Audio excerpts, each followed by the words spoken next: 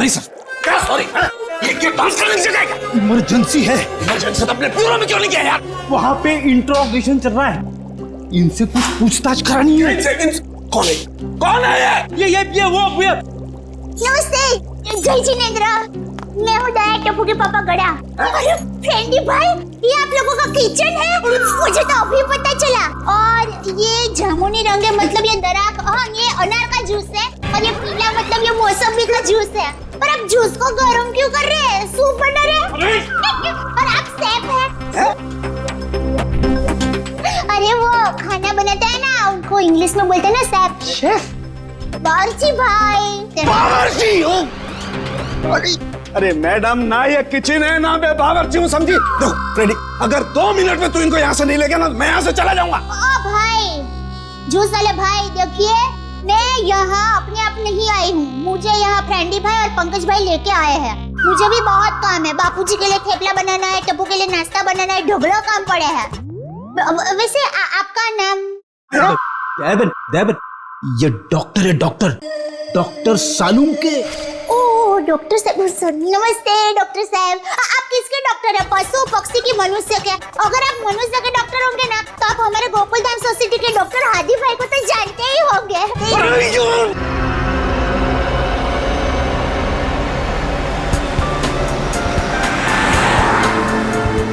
Hello, हाँ बस आधे घंटे में पहुंच रहा हूँ। आई नो सब मेरा वेट कर रहे हैं। मैं जल्दी से जल्दी आने की कोशिश करता हूँ। ओके बाय, रखता हूँ।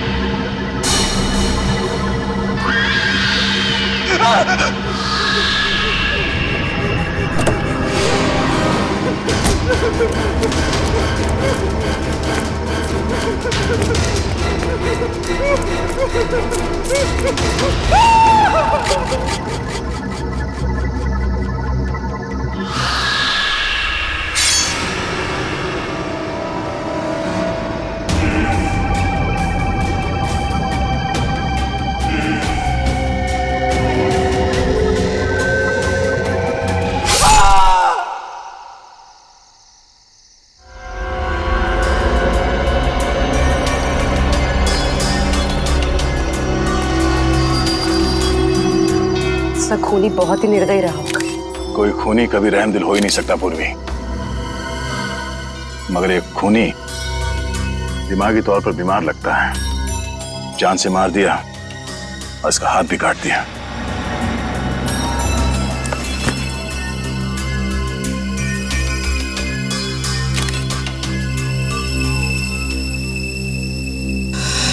जतिन नाम है इसका, केबल ऑपरेटर है ये। तो लगता है कहीं जा रहा होगा और रास्ते में ये सब हो गया।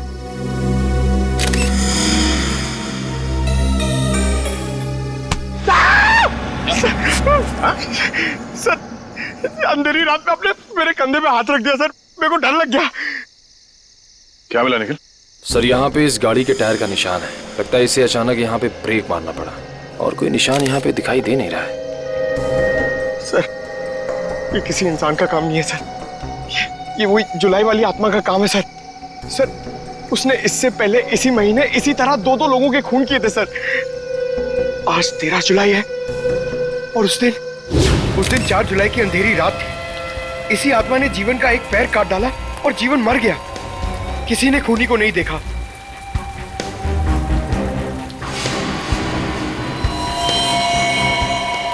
बेचारी जीवन की बहन सुनीता और उनके बच्चे, वो कैसे काटेंगे जिंदगी उनके बिना?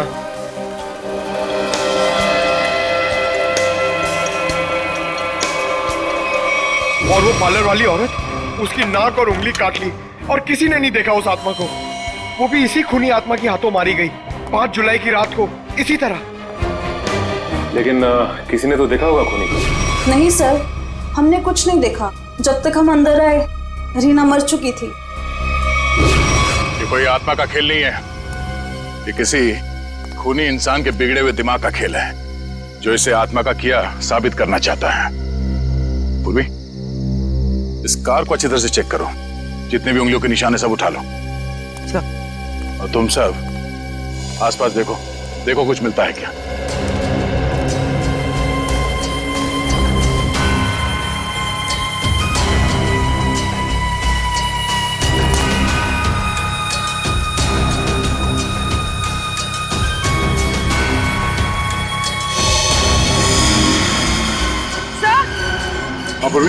सर ये देखिए, विंडशील्ड पर हथेलियों के निशान है, वो भी उल्टी।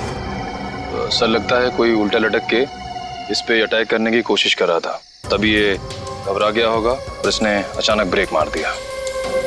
और सर जतिन अपने आप को बचाने की कोशिश कर रहा होगा, इतने में खूनी ने अपना काम कर दिया। हो सकता है।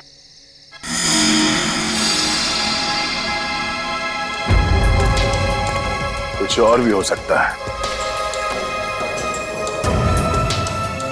ये देखो,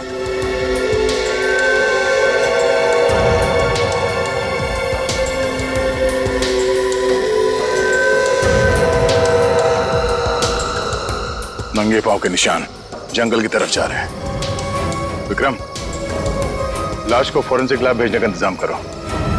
तब तक हम जंगल में जाके देखते हैं ये खूनी कहाँ गया है। चलो।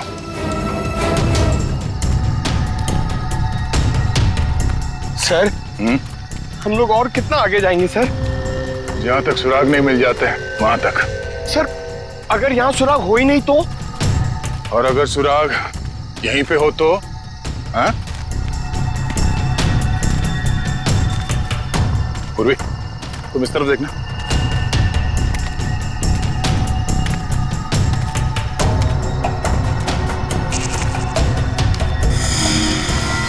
पंकज, तुम्हारी आत्मा का कपड़ा। सर ये तो किसी औरत का कपड़ा लग रहा है। सफेद कपड़ा। इस सफेद कपड़े पहन के लोगों को डराती थी और जान ले लेती थी। खून किया और कपड़े भी बदल लिए। ये क्या है?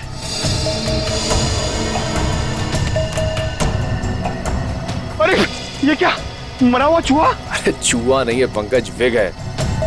सर शायद उसी खूनी औरत का होगा। सर, ये देखिए, लगता है खूनी ने अपने खून भरे हाथ पहुंच कर ये कपड़ा यहां फेंक दिया। गुनहगार कितना भी होशियार क्यों ना हो, कोई ना कोई गलती जरूर करता है। सबूत छुपाने के चक्कर में सबूत ही छोड़ गया। जिस तरह से खून हुए उसे देखकर तो लगता है कि खूनी कोई एक ही है। पहले उसने उन तीनों को चाकू से मारा और फिर उनके शरीर का एक एक हिस्सा काट लिया। इन सबको देखकर लगता है कि उसके मन में बहुत नफरत भरी थी इन तीनों के खिलाफ। पहले उसने जीवन का पैर काटा, फिर रीना की नाक और हाथ की उंगली, और अब ये केबल ऑपरेटर जतिन, उसका तो हाथ ही काट लिया। और सर, तीनों को इसी महीने में मारा है, जुलाई में। जरूर इसके पीछे कोई बहुत बड़ा राज है। और सर, इन तीनों मरने वालों के बीच में कोई संबंध भी तो नहीं है। ऐसा कैसे हो सकता है काविन? कुछ ना कुछ तो संबंध जरूर है इन तीनों के बीच में। और सर, जिस तरीके से खून किया है, खूनी बहुत ताकतवर है। हाँ, और बहरूपिया में। खूनी बहरूपिया है, औरत बनकर खून कर रहा है वो। औरत बनकर, याद है ना उस जंगल में हमें औरत के कपड़े मिले और विग भी। काविन, ये विग ही हमें उस खूनी तक पहुंचाएगा। ये विग ही पहुंचाएगा हमें। बस पता लगाना पड़ेगा ये विग कहां से खरीदा गया था और किसने खरीदा था। Yes sir. रेडी? इस यतिन के घर जाके उसके घर वालों से मिलो, उनसे बातचीत करो, पता लगाओ कि और कौन कौन जानता था जतिन के खंडाला ट्रिप के बारे में। हाँ साळुंखे,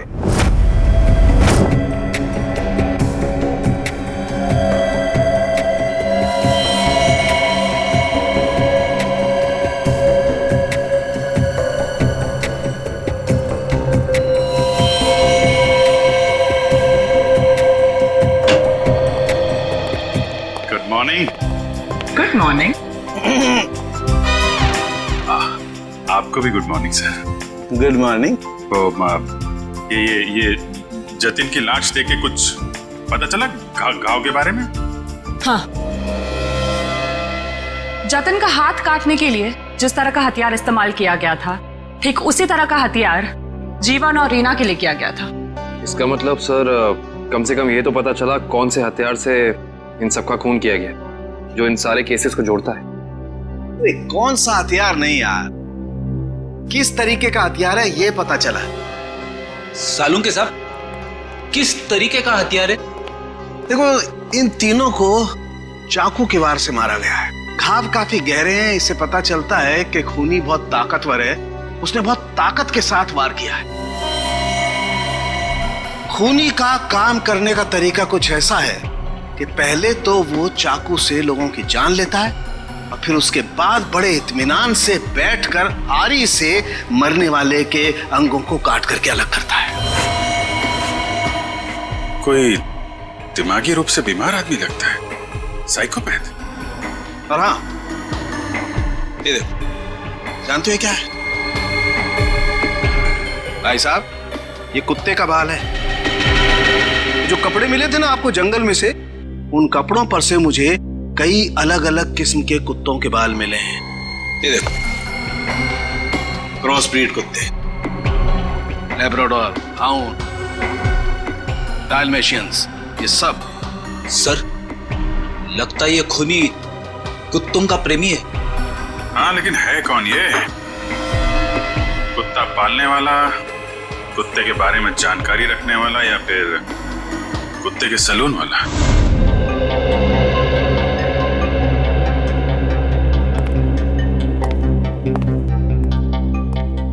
मैं और क्या बताऊं सर, मुझे तो विश्वास ही नहीं हो रहा है कि जतिन भैया को कोई क्यों मारना चाहेगा। वो एक सीधे साधे आदमी थे। अपने केबल नेटवर्क के बिजनेस के अलावा उनको फुर्सत ही नहीं थी कि वो किसी और विषय में सोचे। अच्छा, आपके अलावा और कौन जानता था कि जतिन खंडाला जाने वाले? खंडाला जाने के प्लान के बारे में तो उन्होंने मुझे अचानक ही बताया था, और मुझे नहीं लगता कि किसी और को भी उन्होंने इस बारे में बताया होगा। फोन पे किसी से बातचीत कर रहे हो, कुछ सुना हो? नहीं, फोन पे नहीं। हाँ श्रेया। सर इधर। क्या मिला? सर ये देखिए, लगता है जतिन के जो जो जरूरी काम थे या जो काम बाकी थे, रिमाइंडर्स के तौर पे उसने इस नक्शे पे सारी पर्चियां बना ली थी ताकि कुछ छूटे नहीं। 11 जुलाई पेमेंट कलेक्ट करना है, एक्सरे करवाना है, डॉक्टर के साथ मीटिंग, इलेक्ट्रिशियन 10 जुलाई। 10 जुलाई को तो जतिन की मौत हुई थी ना? हाँ सर। 10 जुलाई 67 के सैन बिल्डिंग का केबल कनेक्शन काटना है, पेमेंट बाकी है। सर शायद ये जतिन उस रात आखिरी बार इस फ्लैट वाले से मिला था। 678 के सैन बिल्डिंग में चलते हैं, कुछ ना कुछ जरूर पता चलेगा इसके बारे में। सेठ जी, सीआईडी वाले आपसे मिलने आए। कही क्या बात है? ये विग आपके यहाँ बनवाई गई थी?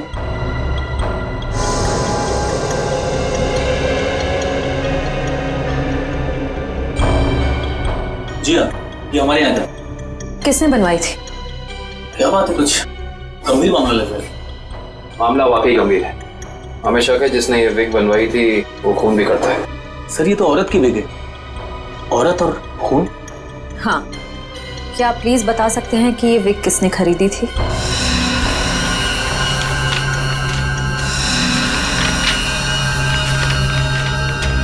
ही? क्या हुआ? सर ये खूनी नहीं हो सकती सर। ये खूनी हो सकती है या नहीं वो हम तय करेंगे। लाइए। क्या वजह? गोकुल धाम की दया में। दया में? अरे भाई साहब, आप थोड़े भाव तो वाजबी कीजिए। हमारी सोसाइटी में सुनीता आती है ना, वो तो हमेशा वाजबी भाव ही लेती है। वो हमारी फैमिली सब्जी वाली है। अरे भाई बस आपका नहीं और मेरा नहीं, इससे 25 रुपए रखो। अरे बहन जी, इतना तो मुझे घर में पड़ता है। हाँ तो ये भी मुझे घर में ही लेके जाना है। अरे मेरे कहने का मतलब इतनी मेरी खरीद पड़ती है। गोकुलधाम सोसाइटी से पता कर लिया है, दया बहन यही कहीं आई है भाजी खरीदने। अरे लेकिन उसे ब्यूरो कैसे लेके जाएंगे? विक के बारे में बता के सर। विक के बारे में? अरे नहीं, गुस्सा हो जाएगी। एक काम करते हैं, ये उसे ना वो गरबा वरबा की बातें बता कर ना उसे मना देते हैं। वैसे भी हम दोनों को वो भाई मानती है ना। हाँ ले जाओ, सब ले जाओ, सब ले जाओ, सब फ्री में लेके जाओ। अरे नहीं भाई, मेरी माँ हमेशा कहती है जब भी किसी को कोई भी चीज दो ना एकदम दिल से देनी चाहिए ताकि सामने वाले को संतुष्टि हो। और टप्पू के पापा भी ये बात मानते हैं। अरे बहन जी मैं मानता हूँ कि ग्राहक भगवान होता है, उसकी इज्जत करनी चाहिए, लेकिन मैं ये सब्जी को फ्री में नहीं दे सकता, मैं लुट जाऊंगा। अच्छा चलो भाई, बस ठीक है, आप जितने कहते हो ना इतने पैसे दूंगी, बस खुश। धन्यवाद बहन जी, धन्यवाद। पर सुनिए, मुझे वो धनिया और मिर्ची मुफ्त में चाहिए। चलो ठीक है, देता हूँ मैं। लीजिए बहन जी, ये लीजिए। पैसे आ गए, आप तो कमाल करते हैं भाई। हाँ थोड़ा और दीजिए। हाँ मिर्ची दी ना। अरे फ्रेंडी भाई, पंकज भाई, भाई कैसे हैं? हम ठीक है, आप कैसे दया बहन? मैं एकदम मजे में। आप लोग यहाँ सब्जी खरीदने आए हैं? हाँ सब्जी सब्जी, भाजी भाजी। अरे हाँ, ये तो डेली भाजी खरीदते हैं हर रोज। वैसे इनको देख के लगता ही है कि ये भाभी जी को बहुत मदद करते होंगे, एकदम पत्नी औरत है। अरे बहन ये तो कुछ भी नहीं है, ये है ना, ये तो डेली कपड़े भी धोते हैं। पंकज मुंह बंद कर, नहीं तो मैं तुझे धोऊंगा। Weak weak weak weak weak weak. अरे ये तो कमाल का सुना, आप वीक पहन के कपड़े धोते हैं।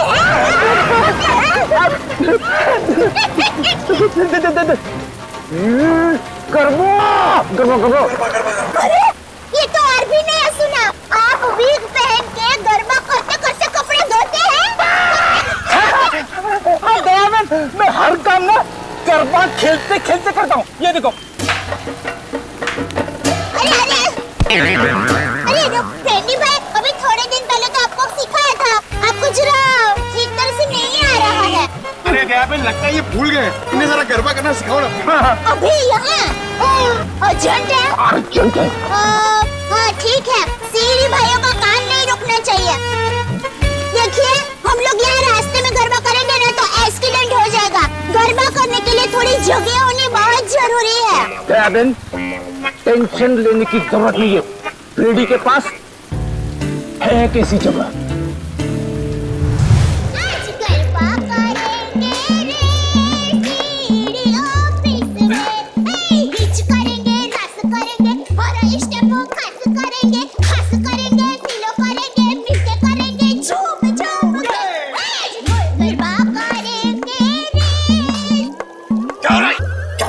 Sorry sir. क्या सॉरी? ये डांस करने की जगह है क्या? इमरजेंसी है। इमरजेंसी तो अपने ब्यूरो में क्यों नहीं किया यार? वहाँ पे इंट्रोगेशन चल रहा है, इनसे कुछ पूछताछ करानी है। कौन है? कौन है ये वो नमस्ते, जय जिनेंद्र, मैं हूँ दया टप्पू के पापा गड़ा। अरे फ्रेंडी भाई, ये आप लोगों का किचन है? मुझे तो अभी पता चला। और ये जामुनी रंग है, मतलब ये दराक, हाँ ये अनार का जूस है, और ये पीला मतलब ये मौसमी का जूस है। पर आप जूस को गर्म क्यों कर रहे हैं? सूप बना रहे हैं? और आप शेफ हैं?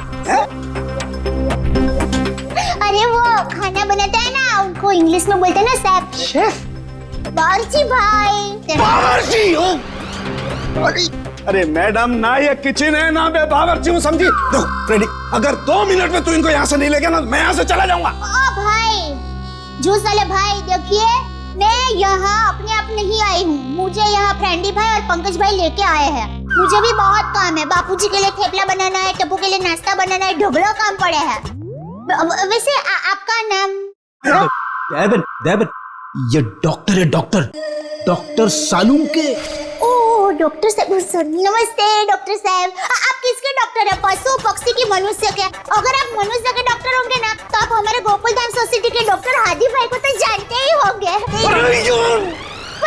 उनका कमाल क्या है, वो डॉक्टर है ना फिर भी खाने के बहुत शौकीन है, भगवान की कृपा से। देवन, ये डॉक्टर सालूम के है, फॉरेंसिक लैब के। लैब के डॉक्टर? बहुत अजीब डॉक्टर है नहीं? अजीब? हाँ, मैं अजीब हूँ मैं। बोलो कर लो क्या करना, मैं अजीब हूँ। ये अजीब है और कान के गरीब है। अरे कान कुछ सुनाई नहीं देता है, कानपुर में हड़ताल है, कितनी जोर से बोल रहे हैं। और डॉक्टर साहब सॉरी, माफ करना, छोटी मुंह बड़ी बात कर रही हूँ। मैं देख रही हूँ आप कब से फ्रेंडी भाई को डांट रहे हैं। आपको कोई बोलने वाला नहीं है, इसलिए अगर आप ज्यादा डांटेंगे ना तो मैं पमरुदन साहब है ना उनको बोल दूंगी। किसको बोल देगी? पमरुदन sorry sir, ACP Pradyuman sir. ACP, ये एसीपी का क्या है ना? हाँ, बोल दो जा करके एसीपी को बोल दो, मैं डरता नहीं हूँ एसीपी से, अंडरस्टैंड? ओहो, राम राज्य प्रजा सुखी। भाई साहब ये बेचारे फ्रेंडी भाई गरबा सीखने की कोशिश कर रहे हैं, मेहनत कर रहे हैं, आप उनको डांट रहे हैं। और ये भाई है कि यहाँ पर आराम कर रहे हैं, आप इनको कुछ नहीं कह रहे हैं और ये बेचारे फ्रेंडी भाई को डांट रहे हैं। बहन, हमें ऑर्डर नहीं है, यहाँ पे जो सोता है ना वो सोता ही रहता है। अरे पर दिन में कोई कैसे सो सकता है? सेहत के लिए अच्छा नहीं होता है। और साहब आप तो डॉक्टर है, आप इनको समझाइए, उठाइए जरा। दिन में सोना ठीक नहीं है ना? नहीं, गलत बात है ना? अच्छा। हाँ तो एक काम करो, आप जाकर के इनको उठा दो। जरूर। हाँ, उसमें क्या? हे जागने तू जागवा, श्री कृष्ण गोवालिया, तुझ बिना धेनुमा कौन जासे। भाई लगता है गुजराती नहीं है। हाँ, गुजराती नहीं। उठाओ भाई, उठिए, चलिए उठिए, दिनचर्या शुरू कर दीजिए, दिन शुरू हो गया है। उठाओ। हाँ, उठाओ।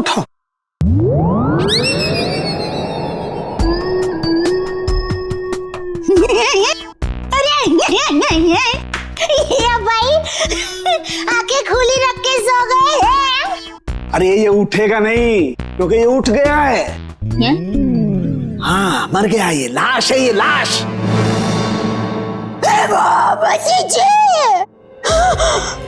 भाई रहने दो, ये तो संसार का नियम है, जो एक बार आया है उसे जाना भी है। अरे तो यार इन्हें भी जाना है, इन्हें भी ले जा यार, तू ले जा इन्हें, ले जा। मोरे दम न उसे दम न यार न जम न मोले सो साउंड में सब न कर न बमण न मंगे न मोले सो साउंड में सब बने सब मंगल जी सवे से पर मंगलम जी से स्पेशल न गण दीजिए और न मोले तम न से न जम न सब। अरे दयाबेन क्या हुआ? जैसे संघर्ष बात भगवान की सारुण के ने कुछ नहीं ओ लाश। दयाबेन ये फोरेंसिक लेबोरेटरी है, यहाँ पर लाशें पड़ी रहती है। तो इनको डर नहीं लगता? ये तो लाशों से बातें करते हैं।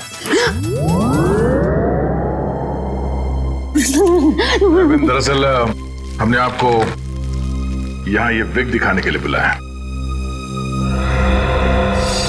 ये तो बबीता जी की विग है। ये बबीता जी? हाँ, हमारे गोकुलधाम सोसाइटी में रहते हैं, हमारे पड़ोसी है। अय्यर भाई उनके पति का नाम है। वो दरअसल हमारे में पति का नाम नहीं बोल सकते, लेकिन दूसरे के पति का नाम बोल सकते हैं, उसमें कोई प्रॉब्लम नहीं है। फिर वो बबीता जी ने विग मंगाई थी, भाई की विग मंगाई थी, पर गलती से बहन की विग आ गई थी, तो वो वापस करने के लिए गए थे।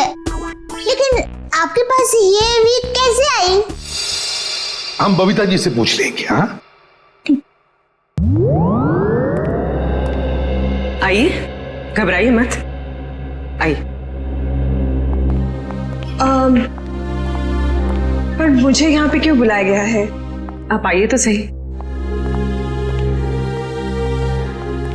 सर क्या हुआ है? अब आपको कैसे बताएं क्या बात है? देखिए बबीता जी, हम यहाँ आपको बुलाकर कोई शौक देना नहीं चाहते, मगर आप इतने झिझक क्यों रहे? नहीं, मैं झिझक नहीं रहा हूँ। अब जो हम आपको बताने जा रहे हैं, शायद वो सुन के आपको धक्का लग जाए। धक्का? जी हाँ, इस विग को देखिए। ये विग यहाँ पे कैसे आ गया? आप पहचान दिए इस विग को?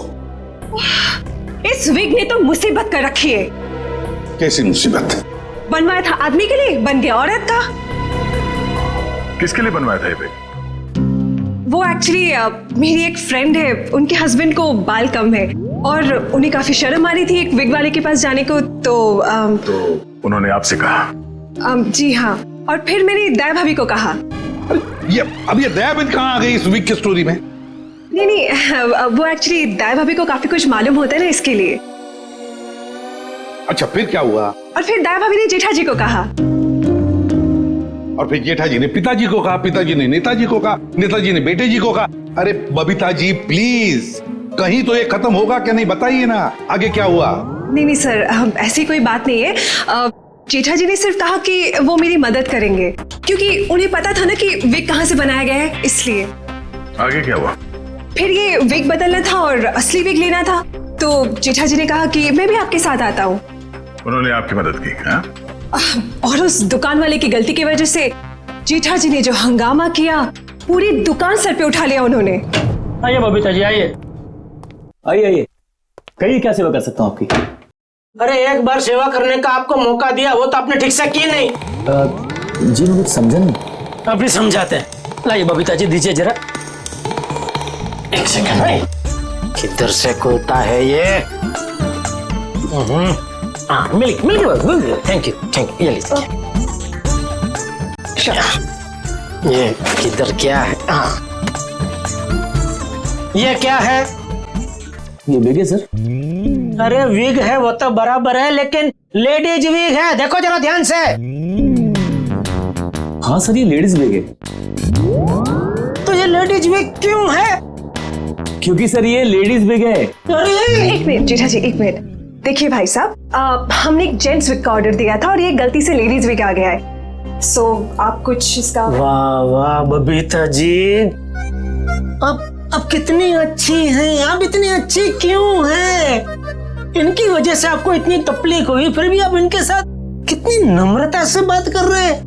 लेकिन हमारे देश में नम्रता काम नहीं करती, लातों के भूत बातों से नहीं मानते। देखिए भाई साहब, ये लात बात मत मारिए। अरे लात क्या, तुमको तो हवालात मारने की जरूरत, मेरा मतलब है हवालात में डालने की जरूरत है। पता है आपकी वजह से इनको कितनी तकलीफ हुई। अरे भाई साहब क्या हुआ, कैसी तकलीफ बताइए तो। अच्छा बताते हैं। इन्होंने अपनी एक दोस्त के पति के लिए जेंट्स विग का ऑर्डर आपको दिया था, लेकिन आप लोगों ने पता नहीं क्यों जेंट्स विग के बदले लेडीज विग बना के भेज दी, और इनके दोस्त के पति भी बेचारे जल्दी जल्दी में ये लेडीज विग पहन के अपनी ही दी हुई पार्टी में पहुंच गए शानो शौकत से, और पूरी पार्टी में सब लोग उनको देख के हंस करने लगे। जेठा जी हो गई हंस हो गई। सब लोग कहने लगे अरे वाह वाह वाह, पहली बार हमने दाढ़ी मूंछ वाली लड़की देखी भाई साहब। आपकी वजह से ये तकलीफ हुई उनको, और उनकी वजह से इनको तकलीफ हुई, और इनकी वजह से मुझे तकलीफ हुई। सॉरी भाई साहब, गलती हो जाती कभी कभी इंसान से। सॉरी भाई साहब, हो जाती है गलती कभी कभी, बस इतना बोल दिया, बात खत्म है, बात खत्म, बस हो गई गलती। ये नहीं चलेगा, नहीं चलेगा ये। देखिए भाई साहब, आप जरा आवाज नीचे करके बात करिए प्लीज। नहीं होगी मेरी आवाज नीचे, नहीं होगी। जेठा जी one second, just relax and calm down, okay? Just a second. Okay भैया, इट्स ओके, इट हैपेंस। आप अभी एक काम कर दीजिए, ये विग हमें बदल के दे दीजिए प्लीज। हाँ विग तो बदल के दीजिए, और पैसे भी वापस दीजिए, फ्री में दीजिए विग। देखिए पैसे के लिए आपको सेठ से बात करनी पड़ेगी। क्यों सेठ जैसा क्यों बात करनी पड़ेगी? गलती करो तुम और भुगते सेठ जी, सेठ लोग क्यों भुगते? पैसा तुमको ही देने पड़ेंगे, दो पैसे दो। देखिए भाई साहब, बहुत हो गया आपका। अब ना आपको पैसा मिलेगा और ना विग मिलेगा, जाइए यहाँ से, और जो करना है कर लीजिए। तो छिलनी पटली में से क्यों तो? वन सेकेंड भैया प्लीज। नहीं बबीता जी नहीं, इनके सामने गिड़गिड़ाने की कोई जरूरत नहीं है। पूरे मुंबई में क्या इनकी एक की विग की दुकान थोड़ी है, हजारों लाखों विग की दुकान है, हम वहां से ले लेंगे। कहीं ना कहीं से तो हमें विग मिल ही जाएगी बबीता जी, और अगर नहीं मिलेगी बबीता जी तो मैं अपने बाल काट के उसकी विग बना के आपके चरणों में अर्पण कर दूंगा। जीजा जी इट्स ओके, ओके। यहाँ से अभी विग तो क्या, विग क्या बाल भी नहीं लेंगे। चलिए आइए बबीता जी आइए। अरे आइए बबीता जी आइए, बढ़िया मैं बढ़िया एक 5 स्टार विग की दुकान में लेकर जाता हूँ। ये कोई विग की दुकान है? जेठा भाई ने विग वाले के नाक में दम कर दिया। नहीं सर, पर हाँ, नाक में दम करने की कोशिश की। मतलब नाक में दम नहीं हुआ? नहीं सर, पर सर उन दोनों के बीच में बहुत बहुत ज्यादा बहस हुई। पर जेठा जी भी हार मानने वाले में से तो है नहीं। बबीता जी प्लीज प्लीज, एक मिनट। अरे कहीं पर तो आपके इस महाभारत की समाप्ति होगी। हाँ सर, उस दुकान वाले ने फिर बहुत रूडली जेठा जी को कहा कि अगर आपको इतनी जल्दी है तो आप खुद जाके विग बदल लो। समझ में नहीं आ रहा था सर। विग वाले ने जेठा भाई से कहा कि असली विग यानी बबीता जी वाली विग जिस आदमी के पास है, जेठा भाई उस आदमी के पास जाए और उस विग की अदला बदली कर ले। अच्छा, मतलब जेठा भाई ये औरत वाला विग लेकर उस आदमी के पास गए जी, अदला बदली करने के लिए। जी जी। और आप भी गई होंगी उनके साथ? नहीं सर, मैं नहीं गई थी। आप नहीं गई थी? अरे ये तो बहुत अच्छा हुआ। आप जा सकती हैं, आगे की कहानी हम जेठा जी से पूछेंगे। पर सर आप लोग ये क्यों पूछ रहे हो, हुआ क्या है? बबीता जी, खून हुआ है। खून? जरा इस पर्ची पे देखिए, ये आपके लिए तो नहीं लिखा कहीं?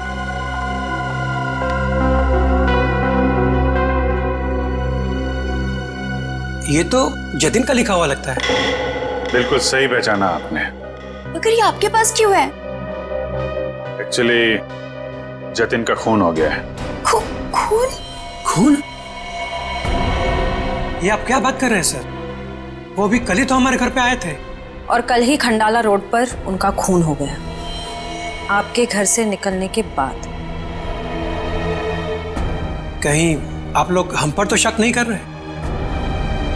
क्या करें, हमारा काम ही कुछ ऐसा है। शक से शुरुआत करते हैं और सबूत तक पहुंचते हैं। लेकिन हम क्यों मारेंगे उनको सर?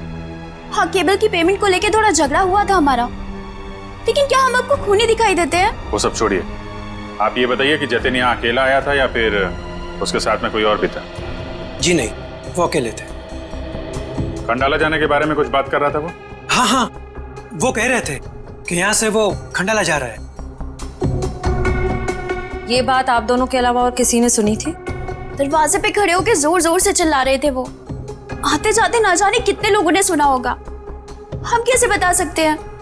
ठीक है, अभी हम लोग जा रहे हैं, जरूरत पड़ी तो दोबारा तकलीफ देंगे। सर ये रीना रहती थी कालीन हाउस में और जतिन रहता था सुपांडी सोसाइटी में। सर ये जीवन अपनी चचेरी बहन सुनीता और उसके बच्चों के साथ रहता था डायमंड अपार्टमेंट में। और ये तीनों के तीनों एक दूसरे से 1 किलोमीटर के दायरे में रहते थे। सर लेकिन ये एक संयोग भी तो हो सकता है। कभी संयोग 2 लोगों के साथ हो सकता है, 3 के साथ नहीं। संयोग नहीं तो फिर क्या हो सकता है सर? इसका एक ही मतलब हो सकता है फ्रेडी, खूनी इन तीनों के आसपास ही रहता है। एक बात और है सर, मरने वालों में एक कॉलेज प्रोफेसर है, एक ब्यूटिशियन है और जतिन केबल ऑपरेटर है। ऐसी कौन सी वजह हो सकती है जिस वजह से खूनी ने इन तीनों को अपना शिकार बनाया होगा? फ्रेडी एक काम करो, रीना के घर से जो फोटोग्राफ्स मिले ना, लेकर आओ। कविन देखो, खूनी ने जीवन और जतिन इन दोनों के शरीर का सिर्फ एक ही हिस्सा काटा है, सिर्फ एक। मगर रीना की नाक भी काटी और उंगली भी काटी। क्यों सर? हाँ, ये देखो रीना की उंगली पर ये अंगूठी। सर लगता है ये अंगूठी काफी महंगी है। और इसीलिए रीना की उंगली काटी गई फ्रेडी, इस महंगी अंगूठी के लिए। सर अभी तक तो खूनी के बारे में पता नहीं चला है, अंगूठी कहां से ढूंढेंगे? फ्रेडी ज्वेलरी शॉप में से। खूनी ये अंगूठी अपने पास तो नहीं रखेगा, किसी न किसी ज्वेलरी शॉप में जाएगा ही ये अंगूठी बेचने के लिए।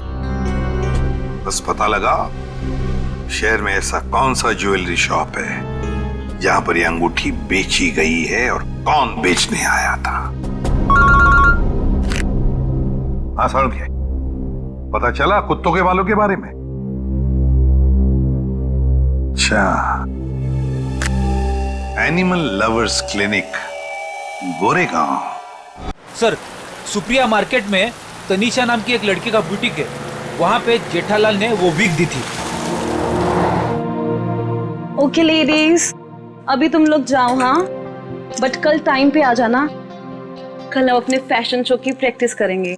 Okay, thank you. You can go now, leave it, मैं रख दूंगी। Bye bye.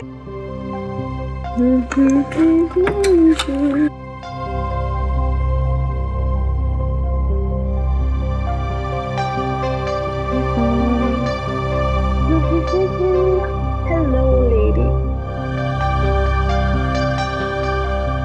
Bye bye bye bye.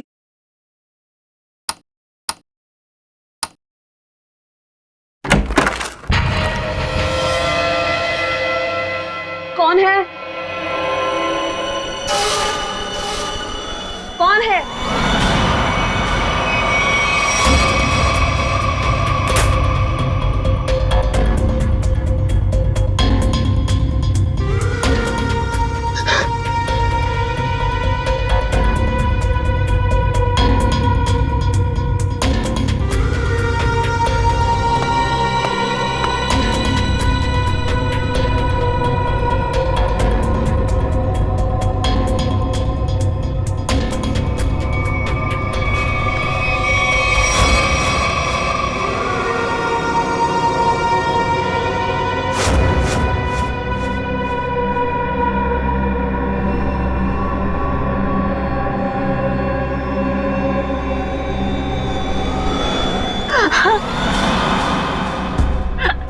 Please मुझे छोड़ दो, मैंने तुम्हारा क्या बिगाड़ा है? प्लीज मुझे जाने दो।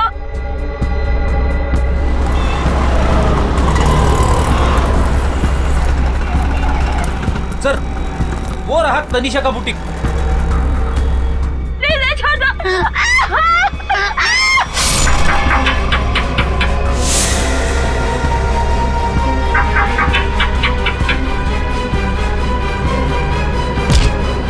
तनीषा, तनीषा,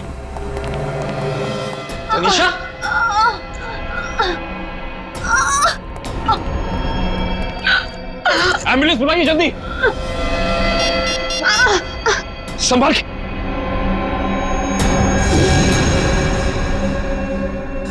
तो रीना की दोस्त है।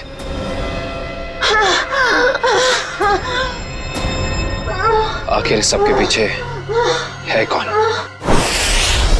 सीआईडी जी, कहिए क्या मदद कर सकता हूं मैं? डॉक्टर साहब, हम एक खूनी की तलाश कर रहे हैं जिसने 3 खून किए हैं। उसके कपड़ों से हमें कुछ ऐसे क्रॉस ब्रीड कुत्तों के बाल मिले हैं जिसका डीएनए आपके यहाँ इलाज कराने वाले कुत्तों के डीएनए से मैच करता है। यहाँ हर रोज सैकड़ों लोग अपने कुत्तों के इलाज के लिए आते हैं। अब किसका बाल मिला है हम कैसे बता सकते हैं? कुत्तों का छोड़िए, हमें वो आदमी चाहिए जिसने खून किए। Sir, we are dog lovers. कुत्तों से इतना प्यार करते हैं, इंसान को कैसे मार सकते हैं? ये तो फिंगरप्रिंट्स लेने के बाद ही पता चलेगा। फिंगरप्रिंट्स? जी हाँ, जतिन नाम का आदमी जिसका खून हो चुका है, उसकी गाड़ी पर से हमें खूनी के फिंगरप्रिंट्स मिले हैं। तो डॉक्टर साहब, हम आपके और आपके स्टाफ के फिंगरप्रिंट्स के साथ उस फिंगरप्रिंट को मैच करना चाहते हैं। Please cooperate.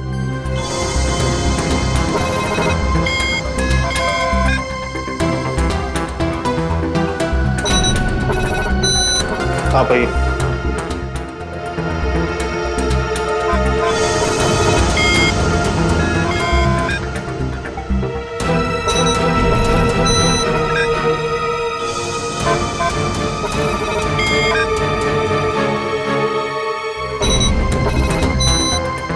आप आइए।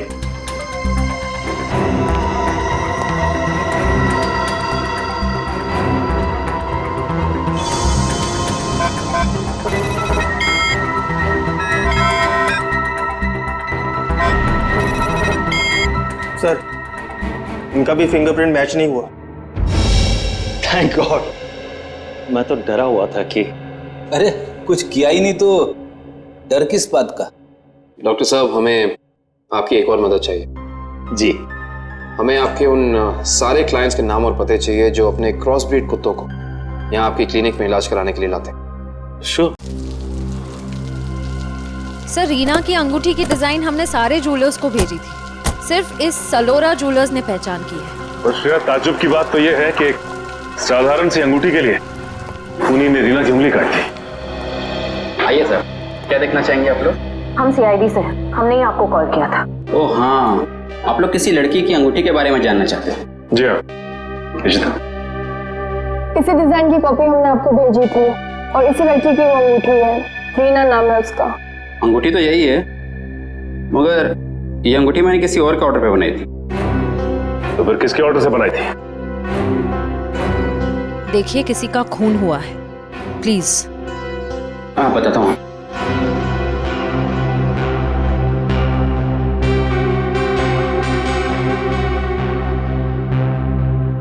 ये देखिए। तो ये बात है, अब तक सीआईडी के सामने नाटक चल रहा था, तो अब तुम देखो सीआईडी का तमाशा।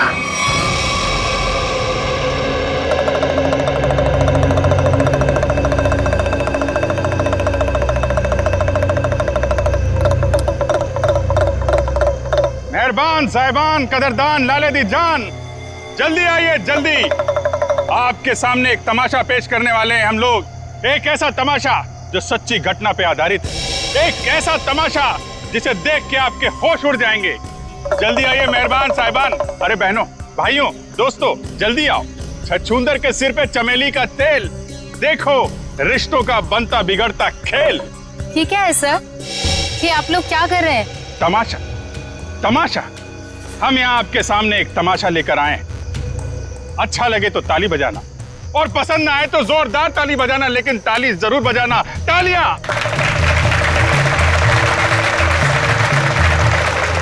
ये कहानी है एक लड़के और एक लड़की की। लड़का लड़की से बेहद प्यार करता था। ए लड़की,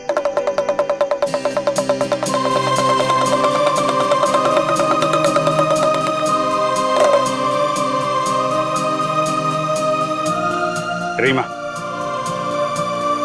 मैं तुमसे बहुत प्यार करता हूं। मैं तुम्हारे बिना एक पल भी नहीं जी सकता।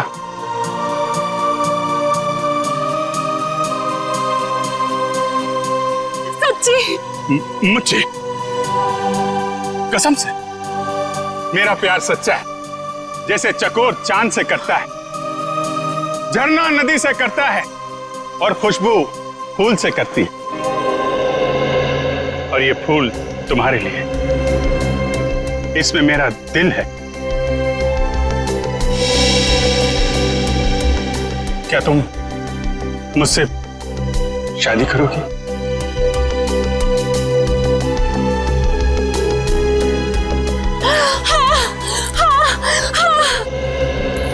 मैं तुमसे शादी करूंगी। मैं सिर्फ और सिर्फ तुम्हीं से शादी करूंगी। ये तुम्हारे लिए। शुक्रिया।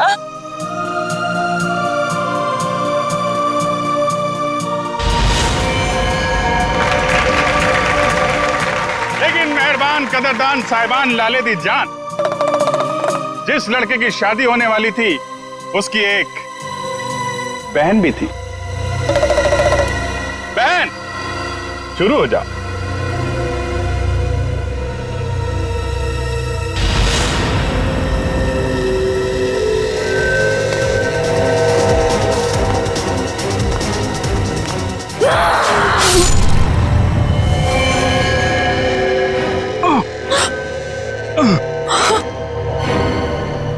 बहन, ये तूने क्या किया?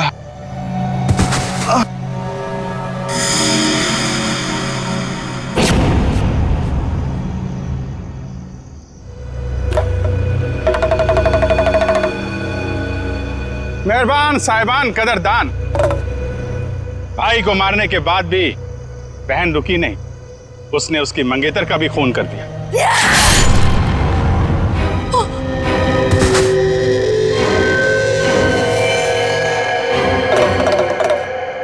इन दोनों को मारने के बाद भी बहन का खूनी खेल बंद नहीं हुआ। अरे उठ जा, तेरा रोल खत्म हो गया, उठ जा। एक बेचारा निर्दोष राह चलते जा रहा था, इसे क्या मालूम कि वहां मौत उसका इंतजार कर रही है। जा भाई, मर जा।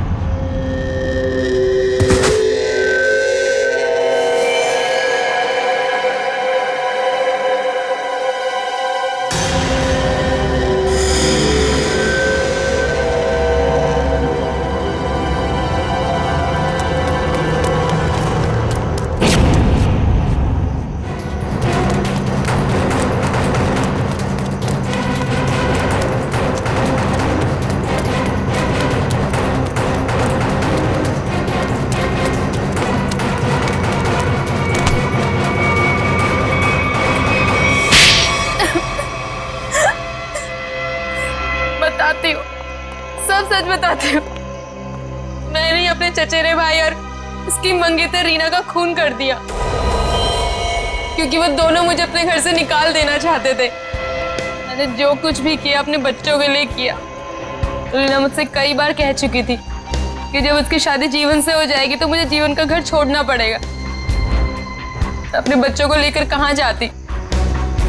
मैं एक तलाकशुदा औरत हूँ और ज्यादा पढ़ी लिखी भी नहीं हूँ, इसलिए मैंने सोचा कि तुम दोनों को अपने रास्ते से हटा देती हूँ, और मैंने वही किया। लेकिन मुझे लगा कि लोगों को मुझ पर शक ना हो जाए, इसलिए इसको सीरियल किलिंग का रूप देने के लिए मैंने जतिन का भी खून कर दिया। तुम्हें क्या लगा ऐसा करने से तुम बच जाओगी? हैं?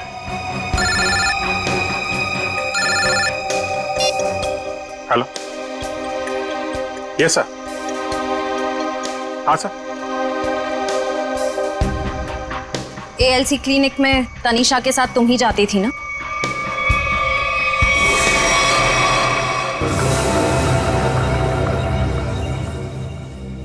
मुझे बचा लो प्लीज, मुझे बचा लो प्लीज। तुम यहाँ क्या कर रही हो? मैंने तुम्हें कितनी बार कहा है कि मेरा और तुम्हारा अब कोई लेना देना नहीं है। मैं बहुत खतरे में हूँ, मेरे पीछे सीआईडी लगी हुई है, प्लीज मुझे बचा लो। क्या सीआईडी? मैं तुम्हारे हाथ जोड़ती हूँ, प्लीज मुझे बचा लो। मैं बहुत मुसीबत में हूँ, मेरे बच्चे को और मुझे शहर से दूर भेज दो, प्लीज मुझे बचा लो प्लीज। खून करने में मैं तुम्हारी मदद कर दी, लेकिन सीआईडी से बचना नामुमकिन है। बिल्कुल सही कहा भुवन तुमने। हमें पहले से पता था ये काम इस अकेली लड़की का नहीं है, इसमें कोई और भी शामिल है, इसीलिए हमने उसे वहां निकलने दिया। मुझे छोड़ दो सर, मुझे छोड़ दो, मुझे माफ कर दो। सीआईडी से आज तक कोई भी मुजरिम नहीं छूटा।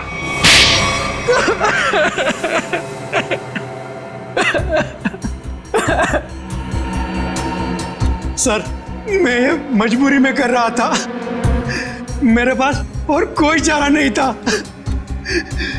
ये मुझे ब्लैकमेल कर रही थी। मैं जिस कंपनी में एमडी था, सुनीता वहां क्लर्क के तौर पर काम कर रही थी। उसने मुझे कंपनी के 5 करोड़ रुपए गबन करते पकड़ लिया था। इसके पास मेरे खिलाफ पक्के सबूत थे। ये मुझे आसानी से 15 साल के लिए जेल भिजवा सकती थी। मैंने इसे रुपए देने चाहे, मगर इसने खून में मदद करने की शर्त रखी। या तो मैं इसकी मदद करता या जेल जाके मैं अपनी और महक की जिंदगी बर्बाद कर देता। उस दिन भी ये मेरे घर में मुझे धमकी दे रही थी। तभी जतिन ने डोरबेल बजाया। कुछ कह रहे हो तुम? अगर तुम्हें बचना है ना तो जो मैं कहती हूँ उसे मान लो। मैं और खून नहीं कर सकता। 5 करोड़ रुपए की चोरी की है तुमने, तो ठीक है, जेल की चक्की पीसने के लिए ना तैयार हो जाओ, नहीं तो भूखी मरेगी तुम्हारी ये प्यारी बीवी। धीरे बोलो। तो ठीक है, अपने दिलो दिमाग से ये पीछे हटने का ख्वाब ना निकाल दो, और एक और खून करना है तुमने। क्या? सुनीता ने हमें जतिन से लड़ते हुए देख लिया था और उसे जतिन के खंडाला जाने का प्लान पता था। और तुम दोनों ने मिलकर जतिन को मारने का प्लान बनाया है ना? हाँ, जीवन और रीना का खून को और उलझाने के लिए मुझे एक और शिकार की जरूरत थी। और तुम्हारा शिकार था बेचारा जतिन। जायदाद की लालच में तुमने 3-3 मासूम लोगों की जानें ली, 3-3 लोगों की जानें ली। और वो तुम, उसमें तुमने इसका साथ दिया। तुम भी उतने ही दोषी हो जितनी की ये है। तुम दोनों को तो फांसी ही होगी, फांसी। एसीपी प्रद्युमन की विनती स्वीकार कर ली है कि सीआईडी टीम सुनीता के बच्चों की तब तक देखभाल करेगी जब तक वे बालिग नहीं हो जाते।